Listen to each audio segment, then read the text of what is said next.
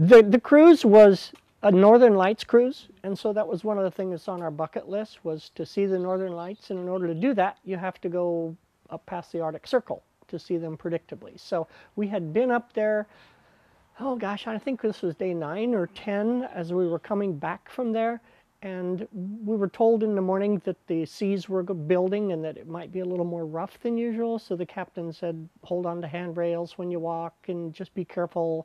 And so as we were having lunch, we looked out the window and noticed that the seas were really building, as he said they would, to the point that we could actually see the waves up at the second level at the restaurant. So it's like, wow, those are pretty tall. Those must be 20 plus feet.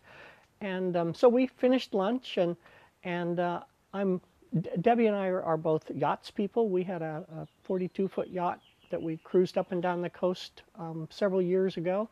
And so I wanted to go up and see the waves because I'm kind of curious and I'm kind of a geek and I'm a nautical person as well. So I wanted to go up to the 7th level at the forward lounge where you get a really panoramic view of the sea. And so I was just watching and taking video to see how the waves were moving, and then the ship started rocking a little more and a little more, and first thing that happened is my wine glass fell off the table and broke. So it's like, oh, well, that's not supposed to happen, but hey, it's a ship, things move. And then it kept getting a little worse, and pretty soon the tables were starting to move. The cocktail tables and the chairs were starting to move a little bit. And so I just continued to film because I thought, well, that's kind of cool. I want to document that for my digital scrapbook. And then it just kept getting worse and worse and worse. And then all of a sudden it was moving rather dramatically, like 8 or 10 or 12 feet. And then pretty soon they were moving from one side to the other, and the ceiling started falling down and people were falling, and the bar, all the glassware and the bottles in the bar were crashing. And so it went from being entertaining to being something really dramatic and scary, probably in about 30 to 40 minutes time. So it happened really pretty quick. So what happened next? Well, then after that, after everything was moving around and it was obvious that the fun was over in that room, then the general alarm sounded. And so when the general alarm sounded, that was something that they make you practice when you first get on the ship to make sure, number one, you know what it sounds like, which is 7 short beeps followed by a long beep. And then you go to a gathering area called a muster station where they give out life jackets, and then you take orders to do whatever you're supposed to do.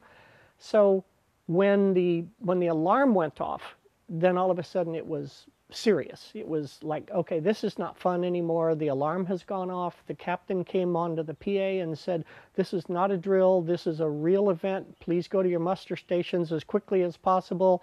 And kept reiterating, this is not a drill. And so we all went down to the muster station, and which in our case was the forward theater. And so it was a fairly large theater, probably seats 500 or 600 people maybe.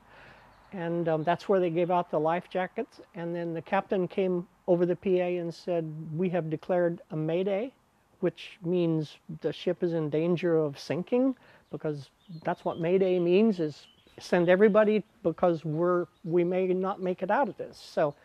So he said he did that, and then that was like the second thing that was really dramatic for boat people to hear. It's like, oh my gosh, mayday, really?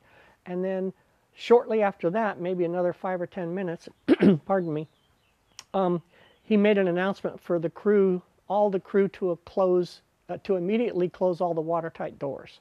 So normally if you're closing watertight doors, it's either because you realize you're going to take on water or you already are taking on water. And as it turns out, we were taking on water. Back in the restaurant that we had just eaten, some of the glass windows and one of the glass doors got broken out, and water was coming in dramatically and literally washing people across the restaurant and back and forth. So that was in a different part of the ship from us, but it was scary to hear that the watertight doors were being closed, because it just added another layer of severity. And then the next thing he announced is we're going to be evacuated by helicopter. So it was, okay, we're not using the lifeboats, we're going to be removed by helicopter. And as it turns out, that was happening because the seas were so rough they couldn't even launch the life rafts. So, or the lifeboats rather. So that was frightening. And so we're all gathered in the muster station in the theater just waiting for more news. And that started the very long night. So what eventually happened?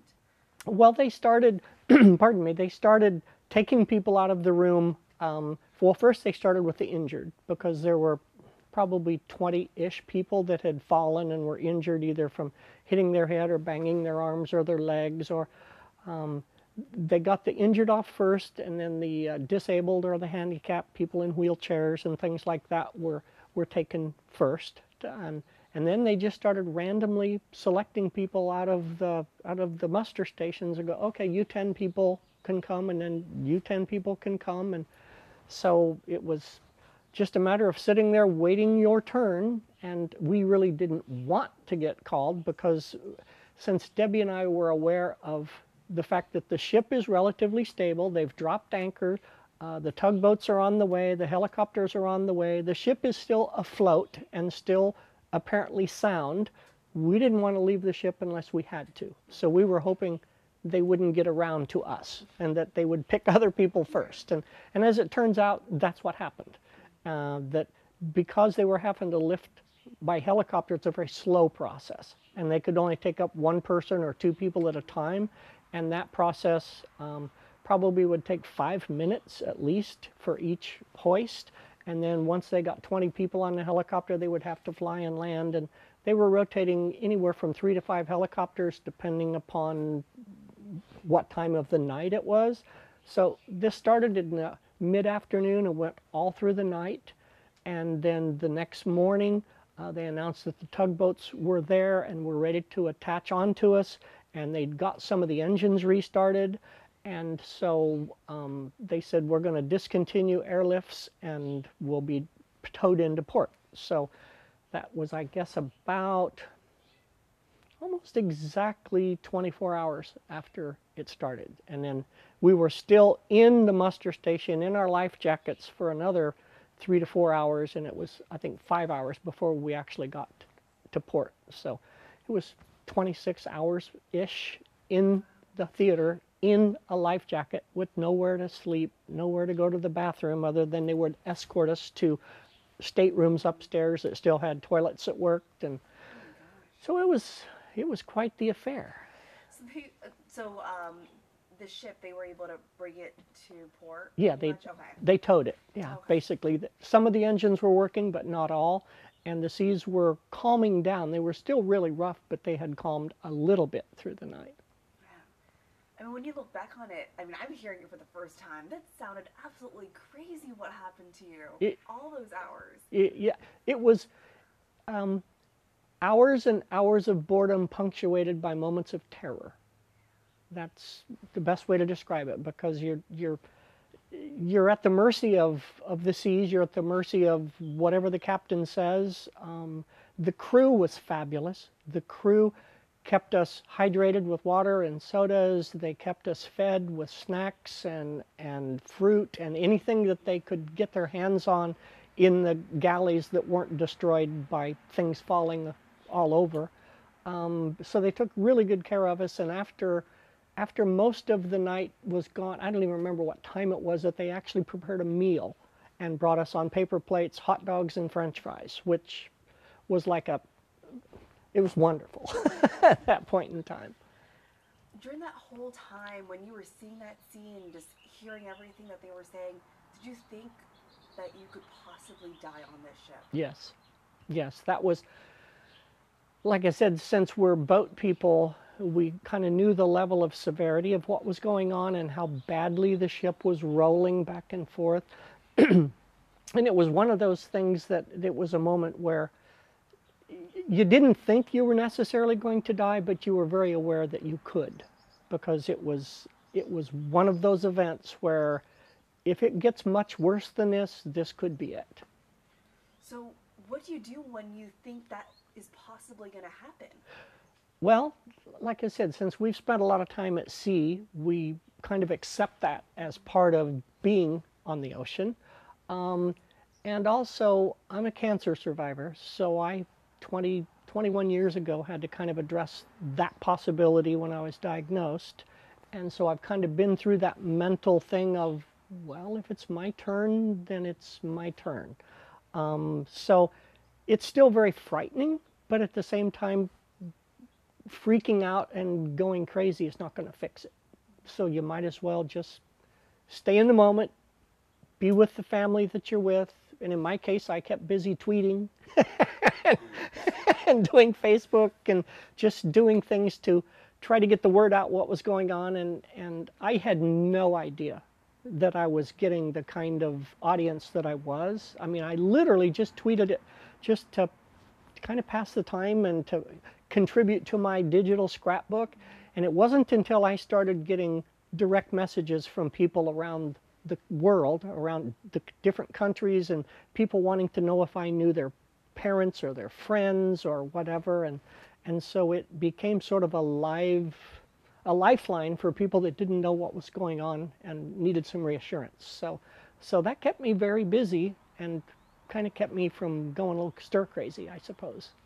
Did you reach out to your daughters, your family, when all this was going on? Yes, as soon as we were aware of how severe the situation was, and I was becoming aware that it was beginning to hit the news a little bit, I then sent a text message to both of my daughters and said, we are aboard this ship that you're going to be hearing about. We're safe, we're fine, but don't tell my mom and dad yet because we didn't want to worry them. And the same thing with Debbie's parents. We said, we want you to be aware that we're here, that we're safe, but just keep it quiet for the moment. And then after a few hours, when it was obvious that it was going to hit the news in the U.S., that I sent another text message and said, please call my parents, call Debbie's parents, and let them know that we're fine, but don't let them hear it from the news first. And so she did that, and they were informed before it hit the news. Did your parents watch the news and see your name pop up on any Twitter? They saw it on the news, but they weren't aware that the video was mine because it's usually in small print kind of up in the corner. And so they didn't realize that I was the one shooting the video, but they did see it in the news when they got up that morning. And so they weren't worried because we told them they didn't need to be worried. How many cruises did you go on before this one? I'm going to guess probably at least a dozen, maybe 15, because my daughters both danced on cruise ships at some point in time, and so we would go wherever they were, whether it was the Caribbean or the Mediterranean or wherever they were, we would follow. And so a whole bunch of cruises. Would you go on another cruise after what just happened? Oh yes, absolutely. Yeah, we love the ocean, we love the water, we love boats and ships, and so yeah, we'll go on cruises again. So when I'm hearing this story, I'm like, wow, that was crazy what you went through. But for you, when you look back, you know, just that personally, what you went through, is it traumatizing? Is it kind of like a page in your book? What do you think of? It was dramatic and traumatic in the moment, but at the same time, when you're a cancer survivor, life is different from that point on. And so you kind of stay in the moment a little bit more.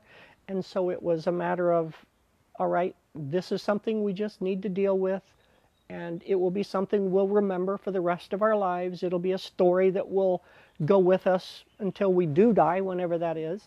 But I wouldn't say it's dramatically changed me because I've already been there in that situation. So it's like you said, another page in the book, another chapter. It's just something to tell my grandchildren or my great-grandchildren someday that, yeah, we survived one of these things. For any advice for people out there who were seeing those videos that you posted and probably think so differently maybe of cruise ships, what would you tell some of these people that may be a little bit scared or hesitant to go on another cruise? I think it would be similar to when you see a news story about an airplane crash that kills everybody on the plane, and yet at the same time, statistically, flying is the safest way to travel. And I would say when you consider how many tens of thousands or maybe even hundreds of thousands of people that take cruises every year, and for an event like this to happen where nobody died, that it's just part of life.